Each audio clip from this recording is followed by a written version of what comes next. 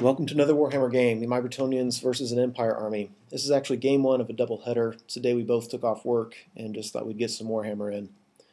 So a lot of the terrain I'm not going to talk about because it just really didn't affect anything. These woods on the right we forgot to roll for ever, so they were just normal woods. He's got 10 handgunners there. A unit of halberds, looks like there's 30 of them. Next to them is a cannon. We're looking at the upper right here. Next to the cannon is a Hellstorm rocket battery, and then there's an engineer, and then there's a mortar. In front of all that is a 10 wide by 4 deep unit of halberdiers, and that's got an archlector and a level 1 wizard and 2 small detachments out front. He's got a big block of knights. Those are inner circle white wolf knights. There's a captain, battle standard bearer, and his general who's an archlector. In front of them are some outriders. Next to them are some swordsmen, and behind the swordsman is another level 1 wizard. To the left of the swordsman is a small detachment. Up from them is a cannon, and on the left are 14 crossbows. So very interesting list. He's got, it's fairly shooty heavy with the outriders, crossbows, handgunners, and 4 war machines, and it's very character heavy. 2 archlectors, 2 level 1 wizards, an engineer, and a captain. And it's a very effective list because his magic defense with all the dispel dice he gets with his archlectors was plus whatever, a couple magic items. His magic defense was absolutely crazy. So there's a mysterious river on the right. When we roll for it eventually, it turns out to be one that at the end of every turn, every model in it has to take a strength 4 hit. So yeah, that's what that is. There's a sorcerer's portal, so it's casting random spells. We forgot to the first turn, and I don't know if it really affect anything, just because we either forgot to do it or cast a spell at the nearest unit, and for whatever reason it couldn't affect that unit or whatever. So you saw what I had on the right here. To the left of the sorcerer's portal I have a trebuchet. It's kind of a weird model I'm using for it. I've got my general on a royal Pegasus. He's got heroic killing blow and a couple other goodies. A couple Pegasus Knight units out front. 2 big blocks of men-at-arms, one with halberds, one with spears. In the very middle bottom you can see that red knight. That's my battle standard bearer. Behind the house on the right is a level 2 with Lore of Beasts. There's another trebuchet, and then on the left is a level 4 with Lore of Life. On the left I've got 9 questing knights plus a paladin that has the Crown of Command, so he makes them stubborn. So Empire turn 1. He doesn't really move much. He's just going to hang back and shoot at me. So his cannons try to snipe my trebuchets. This one hit, but he only did 2 wounds. The other one also hit, only did 1 wound. His outriders and his handgunners and I don't know what else. There could have been other war machines that he tried. I don't know. Anyway, he ended up doing 5 wounds on my Pegasus Knights, which with all that concentrated shooting doesn't surprise me too awful much. The unfortunate part was they needed a 9 for their panic test because my general was right there and they failed it. And more importantly, when my turn began, instead of a 9, now they need a 10 because my general's right there and they have a musician. But they fail it, cause a panic on my archers who need a 9 because the general's still right there. They fail that. They run 11 inches off the board. The Pegasus Knights land in the stupid river. They take 1 wound each, strength 4, toughness 4. They both failed it and failed their ward saves. And then we didn't know if the champion should keep a wound and the musician keeps a wound, or if you're supposed to aggregate them. So we ended up just putting them both on the musician, and the musician dies. And significantly now the champion cannot rally except with Snake Eyes because he's at 25% of the starting strength. So at this point I'm rolling my eyes a little bit with the leadership roles. Whatever. So up top, my Pegasus Knights in the middle of the board charge the flank of his outriders. Very happy about that. I need to get them off the board. My general parks it right in front of his detachment because I figure he's not going to be able to shoot me with much. If he charges me with a detachment, I think I should kill enough I should be able to break him, and then on my turn I can fly behind his lines and line up charges down the flank of his war machines.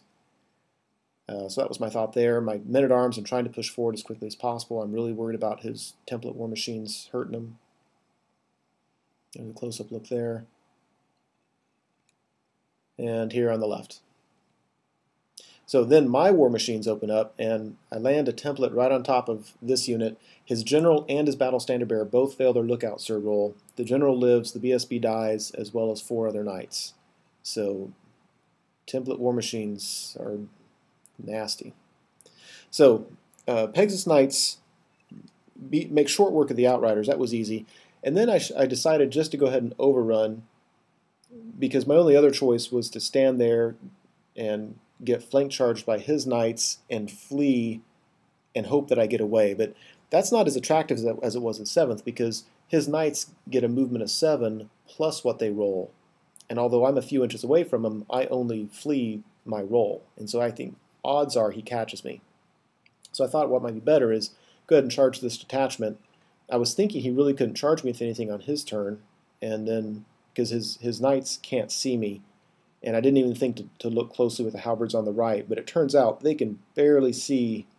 They can see me though. They can barely see my back right corner, but they can. So, yeah, that's unfortunate. Because then we go to Empire turn 2. His detachment charges my general. The halberds charge the flank of the Pegasus Knights unit, and there's no way I'm going to be able to stand to that. Yeah, that's unfortunate. Otherwise, he's really, again, not moving a whole lot. His cannons hit my trebuchet again. This time they're able to kill it. His other cannon hits this, so he's 4 for 4 for hits on my trebuchets. First 2 unlucky rolls, and the second round he's able to knock both of them out. So that's kind of a big deal, because trebuchets are pretty powerful. Then his template war machines open up and take out half of half of one of my big units, and the crossbows kill one of these guys. And this was critical, because when he charged me, I just assumed that I would kill enough to break him. And obviously I killed, I believe, 3, but they held. So now I'm probably going to kill him on my turn, but then he's just going to charge me on his turn. Had I beat him on his turn like I thought I would, on my turn I could have flown back and lined up those charges that I talked about. So I was unhappy with how that worked out. I haven't really ran the math of what should have happened. I don't know, but regardless, that was not what I had planned. So there's an overall look at the board at the end of Brett turn, or at the beginning of Brett turn 2. You can see the Pegasus Knights are dead. The detachment chased them down. The halberd unit, instead of chasing the Pegasus Knights, just reformed, so they didn't just bottle himself up. And on my turn, I'm just taking my people forward as quickly as I can. So this is pretty funny. My Questy Knights they charged the crossbowmen. I kind of went around the fence because I had plenty of movement, or I made the movement, and so I moved forward and then wheeled and then hit them without crossing over that wall in the lower left. And yeah, I was thinking, I don't really want to charge the detachment and just all the mess that's going to happen there. I figure I can beat these guys pretty easily. If I beat them, don't chase them, let them run off the board. I'll just reform and have some juicy charges set up for later. I don't know why I keep showing the same things here. So at the end of my turn, I finally killed off the last of these guys, but now, again, if he charges me and I flee, it can be really dangerous, and if I stand, that can be really dangerous. So my general's just just out there hung to dry. This was pretty funny. His crossbowmen killed 3 of my Questy Knights. I couldn't believe it.